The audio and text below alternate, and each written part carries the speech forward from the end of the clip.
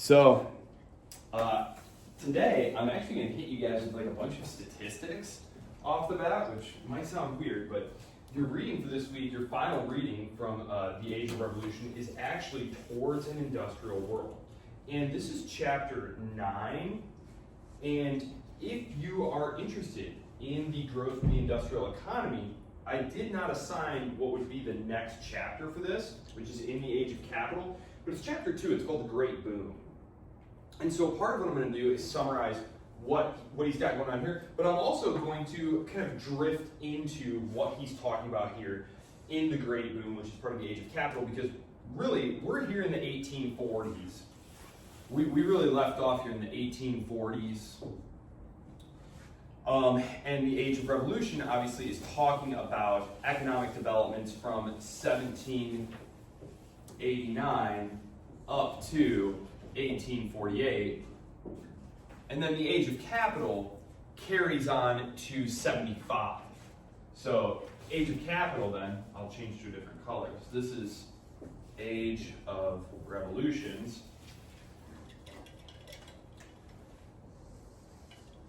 1875. This is Age of Capital. This period right here from 1848 to 1875 is going to basically be an extension, a continuation of the things that were happening right here. So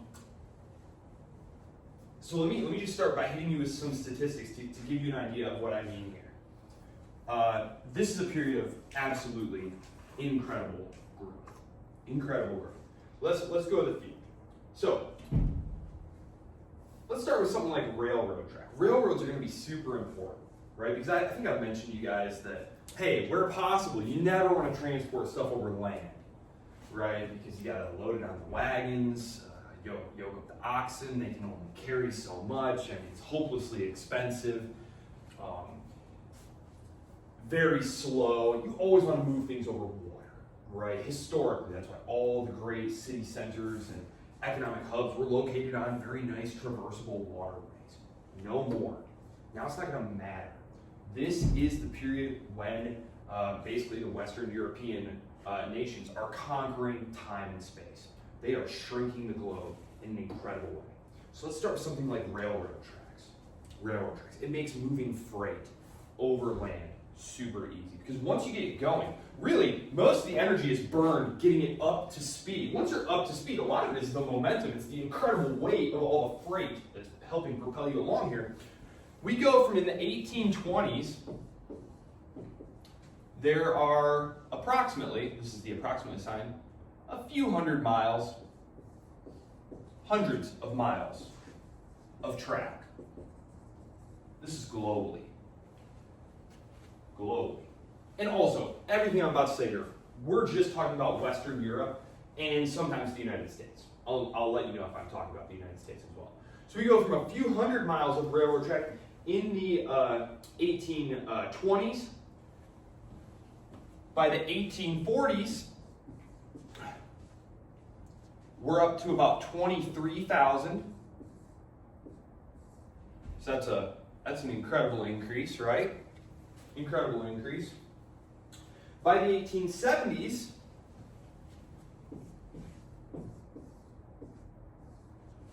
we're up near 250,000 miles. 50 years. 50 years. These railroad networks are like commercial arteries. They're stitching together Europe. They're stitching together the vast spaces of the United States. And there are all sorts of implications for things like that in the United States, because unlike the eastern half of the United States, which is replete with phenomenal waterways, the Ohio, the Mississippi, out there in the Great Plains and in the Mountain West, like, there aren't those rivers. There's no way to get this bountiful produce. I mean, you're sitting there and you're saying, wow, I could really do an incredible business here of cattle farming or something. But it's like, well, I really can't do that, because how am I going to get how am I going to get it to the market? No, not a problem anymore. Not a problem anymore. railroads.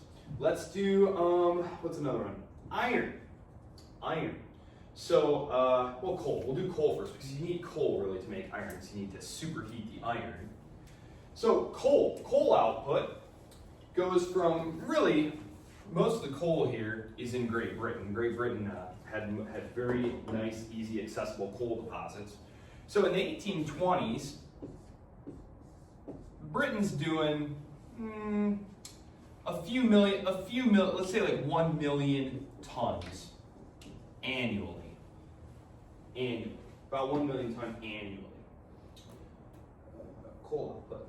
By the 1870s, well, I guess I'll stick with it. By the 1840s, it's doing about 40 million tons. And by the 1870s, it's doing about 200 million tons annually.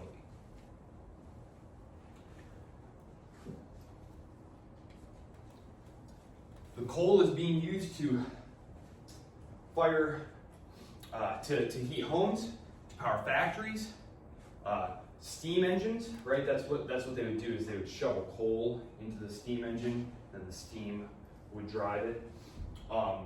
They're also using steam engines in factories. We tend to think of them as being like locomotion type things, but what you would have is you would have one large engine, it would be a steam engine, and you would have like multiple stories to your factory, and you would put the steam engine at the base of it, and then you would connect all the different machines to like an elaborate series of gears and pulleys and wheels, so that the one steam engine powered every machine in the shop. It wasn't, I mean, it was a huge boost to efficiency, but obviously once electrification and combustion engines come along, and you can power each thing individually and reconfigure your workshop to be more efficient. But this is a huge boost to productivity.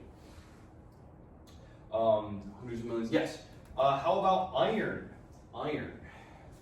Got lots of iron happening here, and importantly, iron is going to be turned into steel during this period. Science during this period is very interested in industrial applications. You guys might have heard of like have you guys ever heard of like majoring in applied science versus majoring in like theoretical science? So applied science is you're looking at useful, not that like theoretical science isn't useful, but you're interested in like commercial applications. You're not just interested in why do lasers work, you're interested in like what can we do with lasers to make things or improve things. Iron. So the Bessemer process is invented during this period, and this is basically a way of extracting impurities from iron and oxidizing it to make steel. Which the great benefit of steel is that iron rusts pretty rapidly. Steel does not. Steel is also much stronger. So steel. Iron during this period goes from about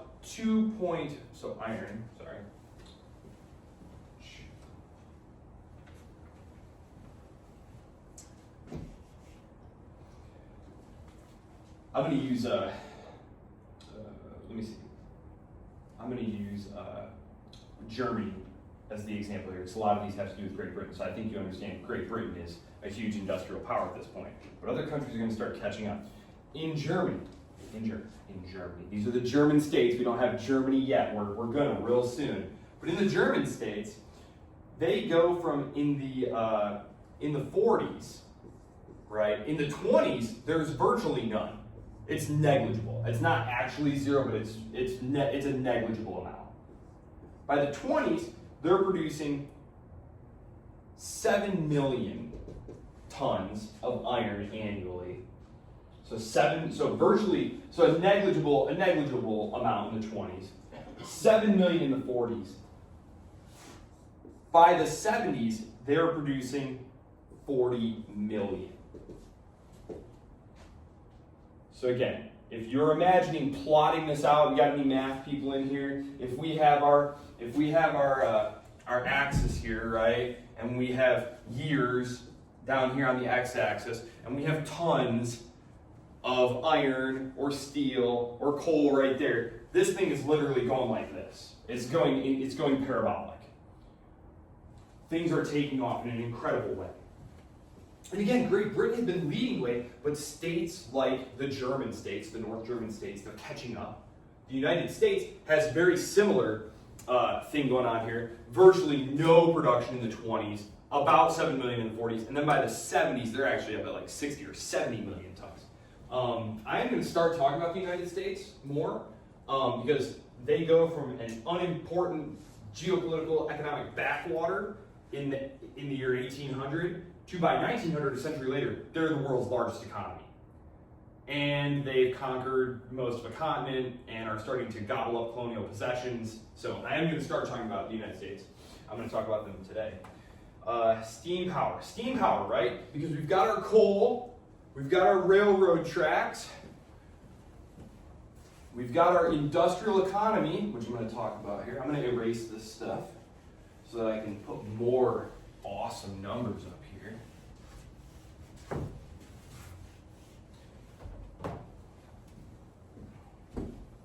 More awesome numbers. Railroad tracks. Steam power, yes. 1848, steam power. We're talking about somewhere, and of course, these numbers are like approximate. These are our best guesses. Statistics are a little tricky, but this is approximate. We had about 4 million horsepower in the 1840s worldwide. By the end of this period, 1875, though, we're looking at about 20 million. So it's quintupled in the space of 2 decades. And again, I just ask you, like, imagine if our electricity output, so what were we saying there? We said steam, coal output. It goes from tens of millions to hundreds of millions produced. Again, imagine our own electricity or energy supply experiencing that type of growth in 20 years. It's mind-boggling to imagine, although at the rate artificial intelligence things consume electricity, we might need that to happen. They use a ton of electricity.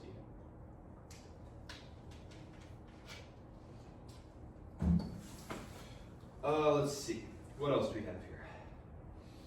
I wanted to talk about, population expansion, yes. Population of Europe is going to go from about 200 million here. By 1875, we are looking at about 330 million in terms of population. About 260 here. 330 there. So one thing you might notice here is that it's accelerating. Yes, this is a big jump, right? But how many years is that? We gained 60 million people over about 50 years. Now we gained 60 million people in about 30 years.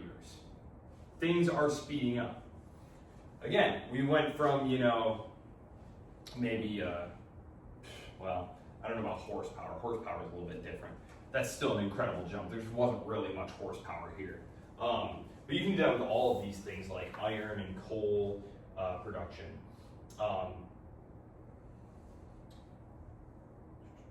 Expansion in international trade. Trade is expanding. Because of course, from the very beginning of our course, we talked about sort of this era of globalization. Because the Europeans are looking for a way to access Asian markets without relying on overland trade routes that are now controlled by the Ottoman powers. They start sailing around Africa, they start sailing across the Atlantic, and they are able to stitch the world together in this global trading network. Yes, but there were a lot of limitations to this global network. One of which it was really slow, right? This was the age of sail. Number two, there's a lot of uncertainty involved. Because if I wanted to find out what the price of a good was going for, say in India, I would need to go sail someone to India or send an agent to India. That would take about 3 months, depending on if he caught the monsoon wind. And then he'd find his information, or maybe he'd die of tropical fever, and I'd just never know what happened to him, right? To wait for him to come back, it's just everything takes forever. Well, in the 1840s, you get the telegraph.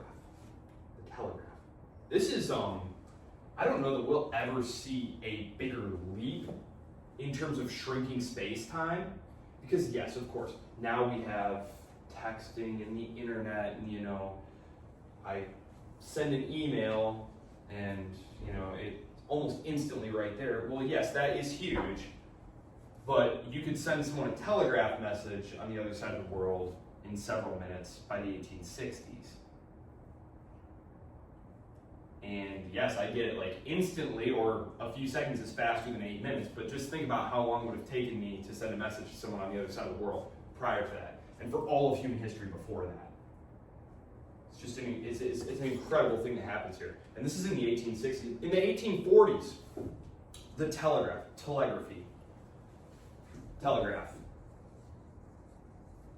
fell by the name of Morse, which is where Morse code comes from. He also wrote some hilarious raving nativist pamphlets. He was a big believer in the conspiracy that Catholics coming to the United States were here to infiltrate and overthrow the United States and subordinate it to the Pope. This is a big thing. Have you guys heard of the Know Nothing Party? The Know Nothings?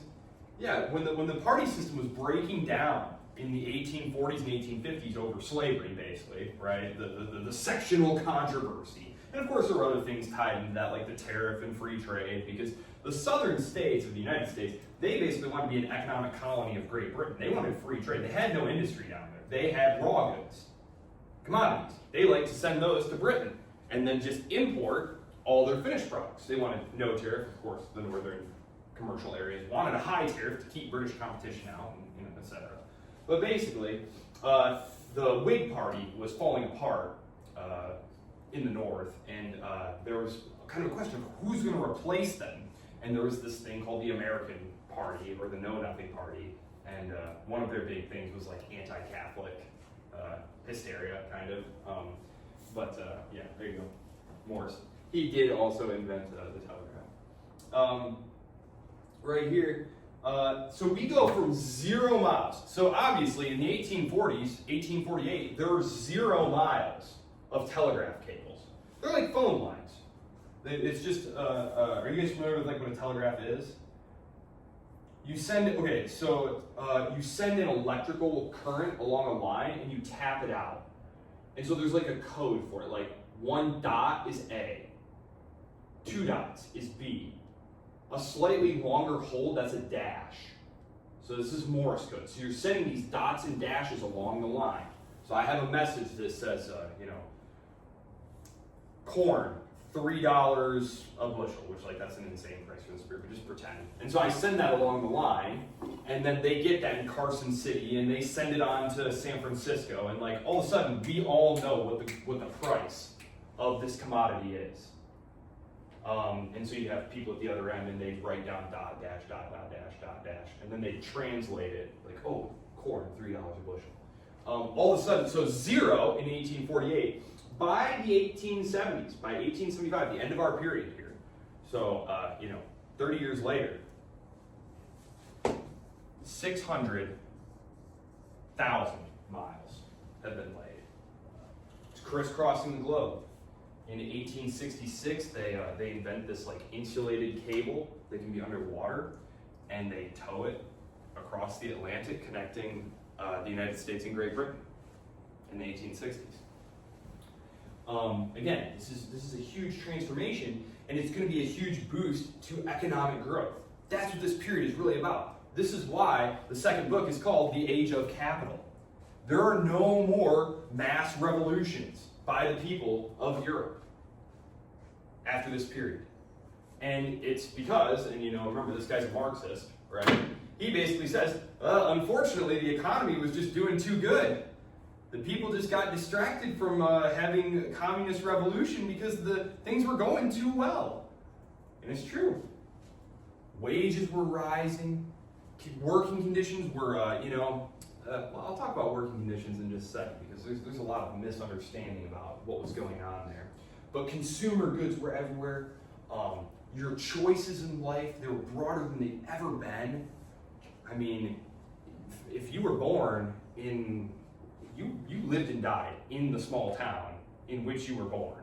And that was it. Like, there was really no moving around. Maybe, if you were lucky enough to get into a skilled trade, you might move around a little bit as like a journeyman. But that was kind of a rough and terrible life. But there weren't really opportunities, and there wasn't a lot of movement of people. This is the period. When you start seeing tons of movement. Tons of movement to the cities. We talk about population growth. A lot of this is towards the cities. It's in 1851. It's in 1851, for the first time, the population of a state becomes majority urban. Majority urban. Remember, since the beginning of time, most of us needed to grow food so that we wouldn't die. So 99% of the population needed to grow some food or we'd all die. Well, so you obviously are all rural. You all live on the land, and there's a very small urban population.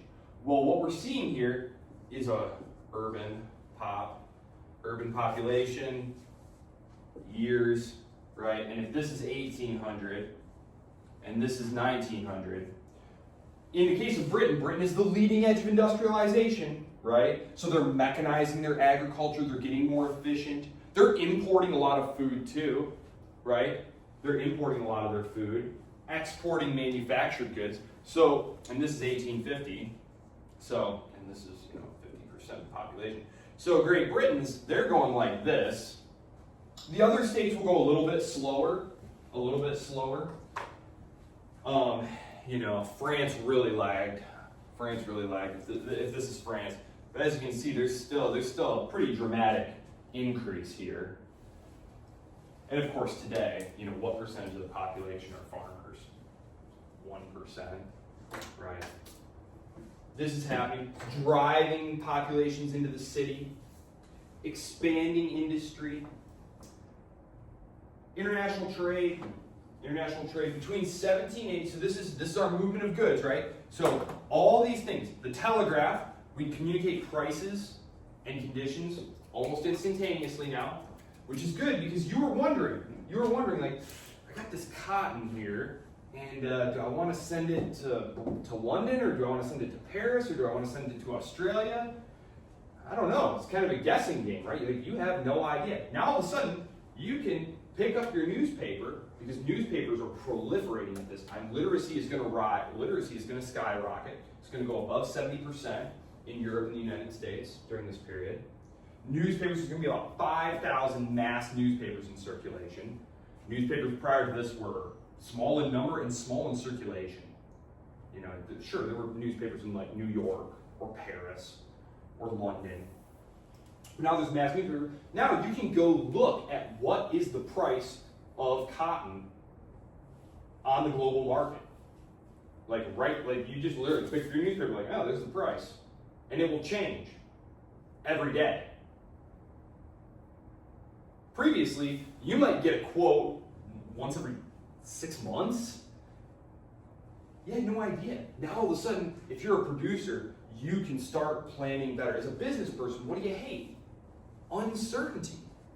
Because you have to make decisions about how to use your scarce resources right now. And the last thing you want to do is waste your resources, waste your money, waste your time, waste your energy. And if the whole world out there is just kind of in a haze of uncertainty, you're not going to be producing the most efficiently that you can. Now all of a sudden, you're getting tons of real-time information, and the cost of transport is falling. It's falling because now we have steamships, we have railroads. Again, it's not any surprise that with all these things happening together, the global economy is just zooming. And in terms of international trade, the amounts of things that are going on here, between 1780 and 1848, it's going to quadruple. Global trade is going to quadruple. which that is a lot. That is obviously a lot. But between 1848 and 1875, it's going to triple. So again, over 50 years it quadrupled. Now over 25 years it's tripling. What's happening? The rate of change is increasing. Everything is compounding faster. That's why I said it's kind of good to read these two chapters or to understand these two chapters together, because all the things that are going on in towards an industrial world, which leaves off 1848, this stuff just keeps happening, only at a vastly accelerated rate into the 1870s. In the 1870s, there's going to be a horrible depression, and there are going to be changes in global trade patterns. So that's for another time. But certainly, the period 1789, really definitely 1815, because of course there was the interruption of those pesky Napoleonic and Revolutionary Wars. You're going to have global trade, basically global free trade, led by the British. Just to put a number on it, by 1875, we're looking at about 2.5 billion pounds of global trade each year. 2.5 billion. At the start of this period, you had maybe around 200 million annually. Which, what's the difference between a million and a billion? It's an old math joke. Basically a billion, right? What's the difference between a billion and a trillion? Basically a trillion, right? We're talking about numbers now that are so huge that, you need 999 million plus another million to make a single billion. So this is such an incredible jump. It's difficult for our brains to comprehend such large numbers.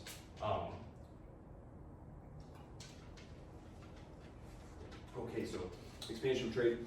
During this period, after this period, trade is going to start to be segmented as these competing industrial economies now are going to, the third book, of course, is called The Age of Empires, right? From 1875 to 1914, this one's called Age of Empire. And it's going to be, in part, one of the big driving forces there is, instead of global trade, they're all going to start trying to snatch at their own colonies and keep the other guys out and have trade only between the metropole and their colonies. So this is really right here the era of freest trade right here. Free trade led by the British. Let's see. Other weird things that are going on here that we don't have to think about. By 1848, you're going to have millions, tens of millions of passengers each year on things like railways, steamships, gas lamps.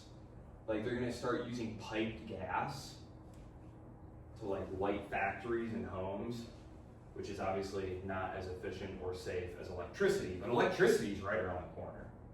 And of course, they've discovered electricity, they just don't really quite know yet how to use it in a constructive way. But that's right around the corner here. We're in the 1870s, it's right around the corner. The reigning philosophy, economic liberalism during this period. Tear down any remaining vestiges of the feudal economic order at home. Remove any and all barriers to trade abroad. This is the period when economic liberalism was at its heyday. Economic liberalism. Free entry to professions, even in places like the Austrian lands and the German states, which, even though they had made a lot of changes in response to the threat of Napoleonic France, they had still retained things like the guild system, which was the master and apprentice closed shop. They get rid of it during this period. In the 1840s, all the remaining states that still had any kind of restrictions on going into business, they get rid of all those. Remember, if you had a great new way of making shoes, it didn't matter. You were legally prohibited from making shoes because you aren't part of the shoemaking guild. Starting a company, you needed to get royal permission. You needed to get a charter from the king. And it wasn't like the king just automatically granted it. It was very hard to go into business, hard to start a corporation. to do business. Now all of a sudden, there's going to be a reform of those laws to make it easy to start a corporation. It was always easy in the United States, which is one of the reasons that the United States was such a commercial hub.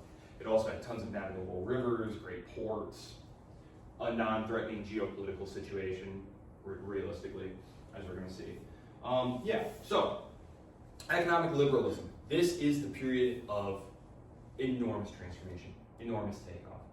Obviously, computers and the internet and stuff, like, automobiles, all transformative. But really, like, this marks a very clear break with what came before. I mean, we had feudal, closed shop, closed trade, mercantilist. The fastest that I could get a message or a good somewhere was basically a dude walking around on horseback, sailing ships, lots of uncertainty. The world was a huge and mysterious place. Yes, it was knitted together by links to trade, but again, we're talking about 200 million maybe, 200 million pounds worth of trade globally, and this is with everyone. This is the Spanish, the French, the Americans, everybody. Now we're at 2.5 billion. 2.5 billion. And that number is only going to continue to grow. All of these trends are going to continue to grow. It's true, there is a terrible economic depression in the 1870s. It was called the Great Depression until the 1930s came, and then they were like, actually this will be the Great Depression. It's true that global trade patterns will change as Germany emerges as an imperial power. Italy emerges as an imperial pretender. France, the United States. The United States was one of the only states of this period that did not engage in free trade. They were not interested in, that's one of the reasons, again, that the North conquered the South, was to impose protectionist tariff. They had no interest in allowing British manufactured goods into the country. They were one of the only states that did not engage in this. And arguably they didn't need to, because they had everything that they needed here domestically. The United States to this day is one of the only states where it's like, if globalization ended, that would not be great, that would not be good. Everything would be more expensive, and some things would just disappear, but we wouldn't starve and our cars wouldn't run out of gas, and just a lot more than can be said for most places. So, huge periods of economic change. These are going to continue. Science is going to continue improving these processes. I'm going to now review a couple of things here, because I want us to remember the relationships between these states. I'll say a couple things about the United States, which this is its period of incredible expansion over the continent. In fact, why don't I just deal with the United States right now? I was just talking about them. Why not? You guys like America, right? You might hear about America. Woo-hoo. All right. So here's D.C. An exact drawing of America. Here we go. Basically. And then there's this mitten guy, which is the best. Okay. Yeah. Oh, yeah. All right. Very good. I'm glad that posterity will be able to see this phenomenal drawing. Okay. So, expansion westward, right? Louisiana Purchase, 1806. Get all this, right? We get basically all of this stuff here. This is Texas, actually. Texas, 1806. There's going to be an argument about how to settle this land, right? And so they draw the line, right? They just draw the line and they say, okay, the free states to the north, slave states to the south. Many wars are fought. We fought something like 110 odd wars to move the native populations off these lands, right? I'm not going to bother going into these. You guys know what happened. Pushing the Native Americans off of these lands, driving them out of places like Florida and the swamplands, the Seminole Wars. I don't want you to think that every U.S. war against the Native Americans was some raging success. Yes, obviously, tons of dudes with guns won eventually, but some of the wars were not very fun, and there were a lot of setbacks, like the Seminole Wars down there in the swamps of Florida. Those were not fun. Those were very tricky. pushing this way. Finally, though, we run into another state. Another, like, literal, like, European model style state. And it's right down here, and it's Mexico. New Spain, remember? Well, now it's Mexico. And this right here, this is all part of New Mexico. Okay? Now, this is part of New Mexico too, the Texas territories. Now, originally, the government in Mexico City had invited Southern Americans into Texas. They said, hey, this will be great. They'll bring economic activity that we can tax into Texas. And so they start flooding in. They start flooding in such high numbers, though, that the government of Mexico City says, ooh, actually, this might not be such a good idea. We want to stop them coming in. And so they start trying to impinge on the rights of the Texans who are living there. And this sparks a series of conflicts in the 1830s and escalate into the 1840s and culminates in the war with Mexico. The Mexican War.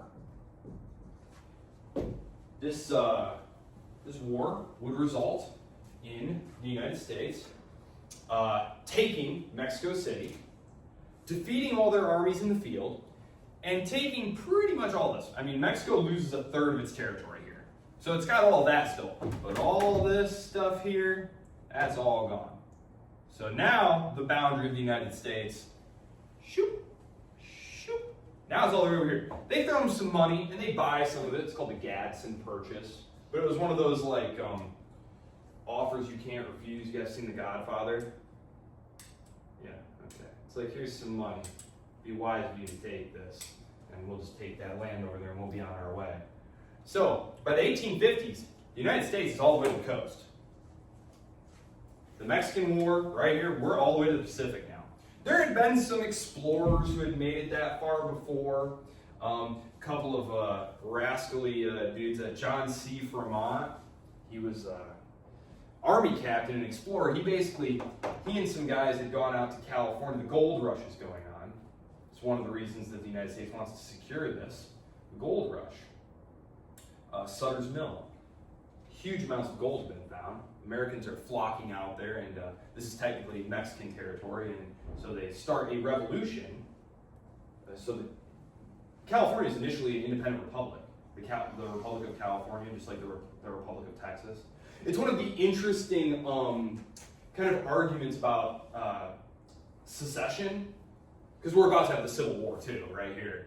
But one of the interesting arguments about secession is when states like Texas or California start talking about seceding from the United States, you know, when the person they don't like wins the presidency, you know, Texans are like, we're gonna secede, and then, you know, a Republican wins in California, so like, we're gonna secede. I feel like the only two states who have like a really solid legal argument for that are Texas and California, because they joined as existing independent republics. The rest of the states were territories and colonies, and then, you know, they built up their population and created government, and then were granted government by Washington. But that wasn't what happened in the cases of Texas and California. And John C. Fremont, actually, one of the guys who leads this expedition, he's interestingly the very first candidate for the Republican Party for president. A lot of people think it was Abraham Lincoln, but it was not. Let's see. We're in 1850 now. So let's see, it would have been 56. 56 is the first election that the Republicans contest. And John C. Fremont is the candidate. And then in 60, the second election they contest, their candidate is Abraham Lincoln, who wins. So yeah, pretty meteoric rise for the Republicans there. They grow out of a coalition of the know-nothings that I talked about, and the Free Soilers, and then the very small group of people who were called abolitionists. So an interesting note about that is that all this land over here, the fight about keeping slavery out of this area, so here's the slave states, right? Here's the slave states. Now you got all this territory here. Remember, the population of the United States, especially in the north, is growing like gangbusters. The South is lagging very far behind in terms of population and industrialization. And there's all these immigrants, and they want to spread out and get into these lands. They are ferociously opposed to slavery going into these lands, because what does that mean? How much free labor are you going to hire if you got slaves? Zero. These massive plantation owners who are gobbling up all this land, who aren't hiring people, the free soilers are interested in keeping slavery out of these territories. They say, okay, it can stay where it is, but it is not allowed to go into these new territories. This is free soil territory here. And that was Abraham Lincoln's position, was that slavery can stay in the South, but it cannot expand into this area. The Southerners, who had done most of the fighting in this war to get this land, were like, oh, you are crazy, man. We fought this war to have all this land, right? And so that is really a huge catalyst war. I believe it was Emerson, Ralph Waldo Emerson, the American man of letters, who said, we will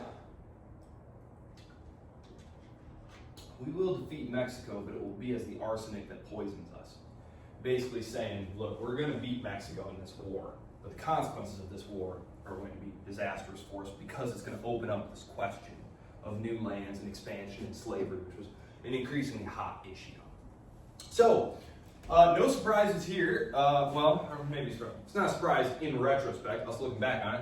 The North comes in, conquers the South. Washington, D.C. is now undisputedly in charge. This is a very important moment in the American government. Previously, when people talked about the United States, they meant plural.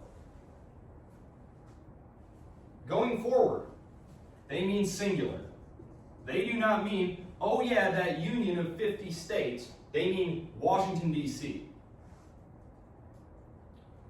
The Civil War is the great nation-building project there. It is the imposition of Washington's control over the entire territory.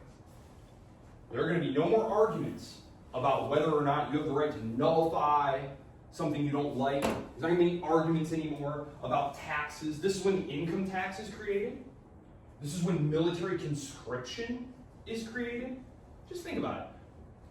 Today, maybe you take the draft for granted. But does that not sound a little bit weird? Like the government can just force you to join the army, and if you won't, then you get thrown in prison? Sounds a little weird, don't you think? There was a ferocious tradition among the Anglo-Americans of no conscription. Conscription was something that those despots did, like the German despots and the French despots who just Shanghai guys right off the street and say, you're in the military now. No draft.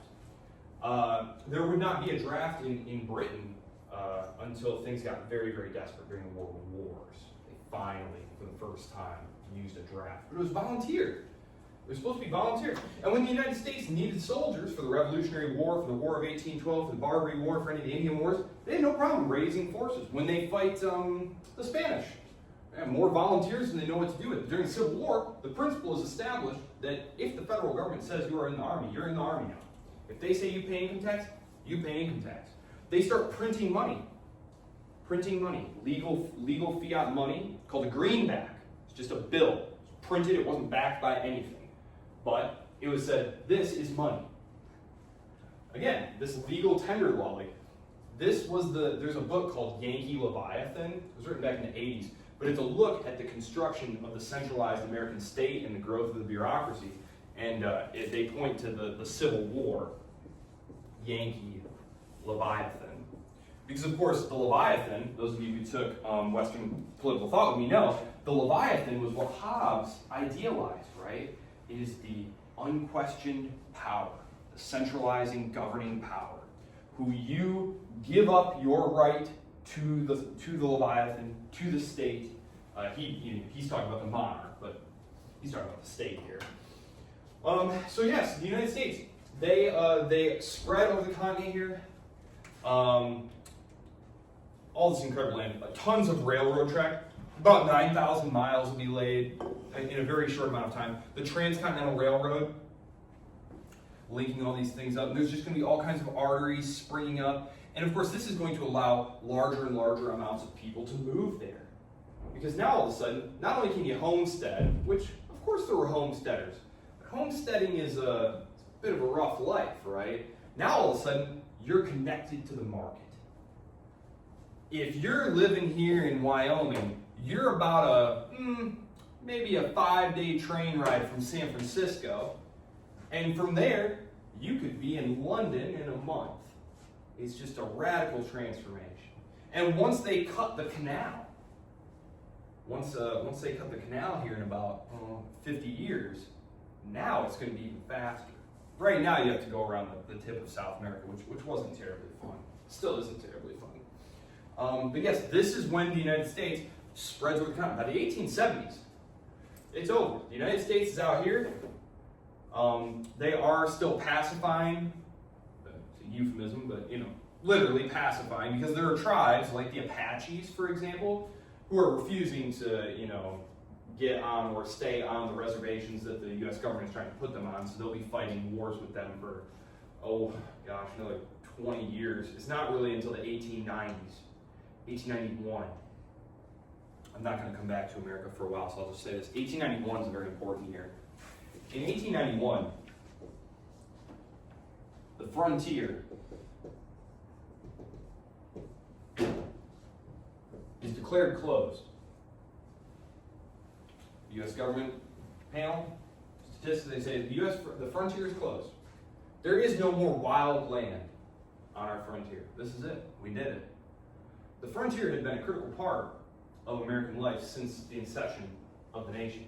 And I do not think that it is at all a stretch of the imagination to say that it was this crisis of identity, we always had this manifest destiny, there was this frontier, and we need to go out and conquer this frontier, and now this frontier is gone. In 1898, the United States leaps overseas, takes Puerto Rico, takes Guam, takes the Philippines, etc. I do not think that is a terrible stretch of the imagination to think that is part of why that happened when it did. So, the United States, during this period, it's interesting to wonder what would have happened had either the North lost the war, or had the Articles of Confederation persisted. By which I mean, what if the United States had remained a collection of a bunch of individual states, not governed by a central power? The Articles of Confederation, those of you who have had Dr. Edwards know, it didn't give the central government really any power to do anything, right? If it wanted some money, it had to ask the states, hey, could you please send me some money? And the states would be like, nah. And very often they said, nah. They were afraid of centralizing tyranny. Look at the European Union right now, right? The European Union, this is an attempt to make a United States of Europe, where there's one controlling power in Brussels, right? So imagine if the United States had been like what Europe was pre-European Union. What if it had remained a collection of independent states? Would it have become the player on the world stage that it did? I highly doubt it. Would there have been warfare between the states? Would they have made alliances with various European states? What if the South had won the war? And so you had two larger states here competing, then Mexico, British Canada. Interesting to think how things might have turned out, but as it was, by the 1880s, you have European security planners, people on their general staffs saying, watch out for America. Newspapers start writing about the American peril, that there's this looming colossus. That America was a joke, right? Like, who cares what America thinks? Back in the 1840s, when stuff was happening, Washington was about as important as, like, Denmark, right? Like, London didn't care what America had to say about something. They cared what Paris had to say, or what Moscow had to say. All of a sudden, what would have been St. Petersburg? But really, the United States grows in importance in a really incredible way during this period, the 1840s to the 1870s. Okay. So,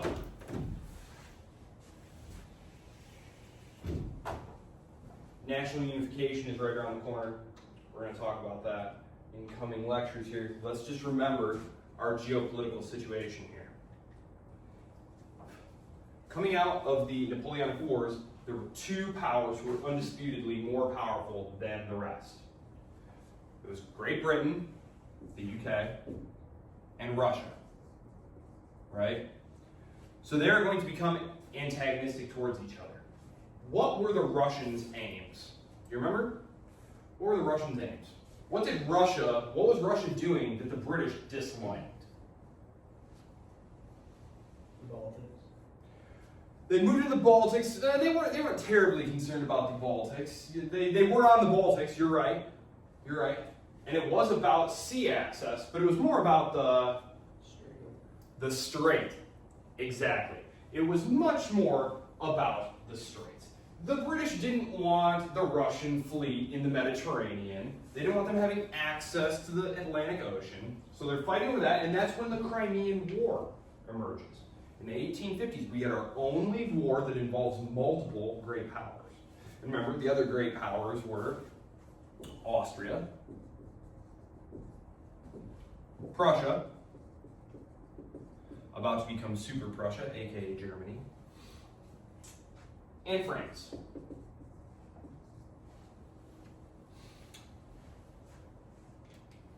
Alignment-wise, this is this war that breaks out to keep the Russians in the Black Sea. This is going to, so Turkey, right, the Ottomans, all of Russia's gains are coming at Ottoman expense. The Ottoman Empire is being weakened considerably. And it's very clear that the Russians have their eye on Constantinople and controlling those straits. So the British pivot to starting to support the Ottomans against Russian encroachments. Not only do the British not want the Russians in the Mediterranean, but remember, the Russians are expanding. Remember, this is Russia. Here's Korea. Here's Europe. Basically, it's a boot with another boot. And here's Russia. And here's China. Right here. India, right? Russia has been expanding down here. Let me see if I can manage to draw this here. This is Italy. Obviously, I'm just drawing it so you're real certain.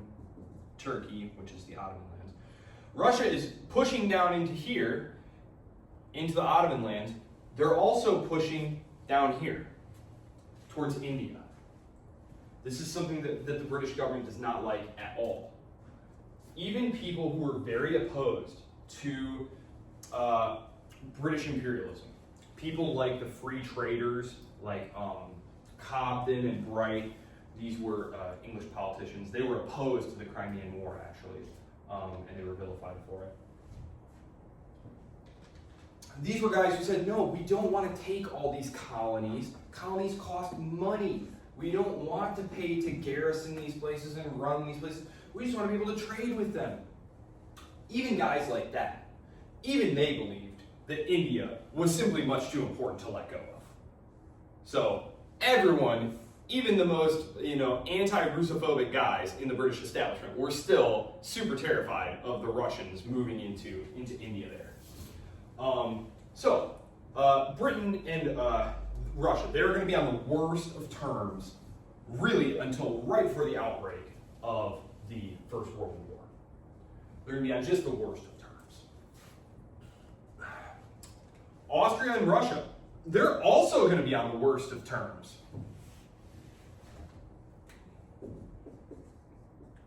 Why is that? Does anyone remember? 1848, the Hungarians revolt against the Habsburgs in Vienna. The Austrians try to put down the Hungarians, their largest, most rebellious minority of their many rebellious minorities. And they can't do it, so who do they call in?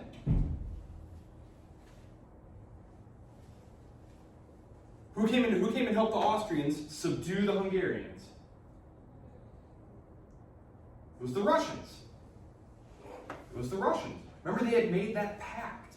They had made the Holy Alliance following the Congress of Vienna in 1815, where they said, we do solemnly swear to put down all those revolutionary rabble. we holy monarchs will do this. So when Austria is threatened, they call in the Russians, and the Russians come riding to the rescue and smash down the Hungarians. But then what happens? The Crimean War breaks out a few years later. And the Russians say, help us, Austria! Great Britain is ganging up on us. We need your help. And what does Austria do? Bails on them. Totally bails on them. 100% bails on them. And the Russians never forgive this. They feel like they were totally stabbed in the back, and they totally were. And they lose that war.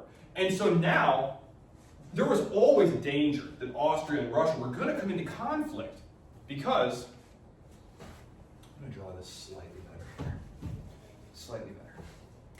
Okay, here's Italy. Here's the Balkans. This is the Balkans. Okay? And here's Austria's lands. And here's Russia's lands, right? Russia. There's Russia. As the Ottomans are driven out of the Balkans, as they are weakened, the two adjoining powers, it was always likely that there was going to be conflict between the two contiguous great powers, Austria and Russia. And so the damage that's done to this relationship is just very bad because the Balkans becomes an area of incredibly intense competition between the Austrians and the Russians. And in the run-up to World War I, we'll have much more to say about that. But just remember that that's the origin of that competition there. As we're going to see next lecture, the Prussians and the French are going to become on the worst of terms. Now, this is going to be interesting because it's going to come about as a result of a reversal of fortunes.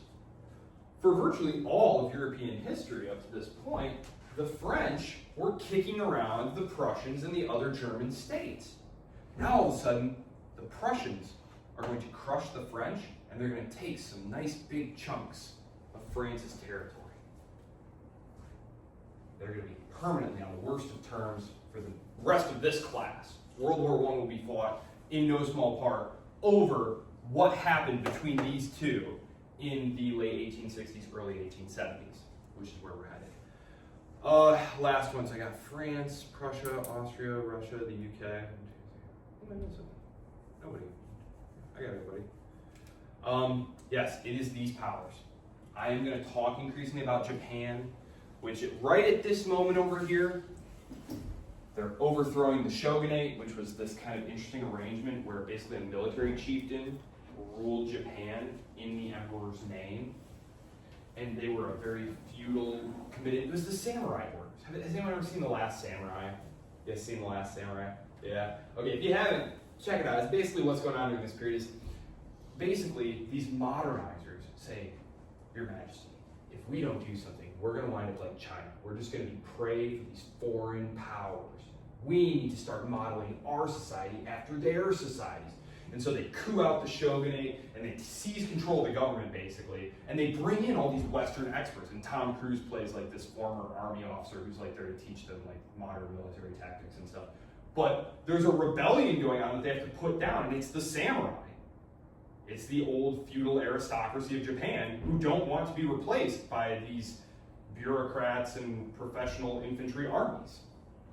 And so it's a very interesting film and reasonable. I'll see you guys on Wednesday. I will post a quiz about the reading, the growth in the European and Western economies and the global economy. And I will see you all on Wednesday when we'll start setting the stage for the unification of Italy and Germany.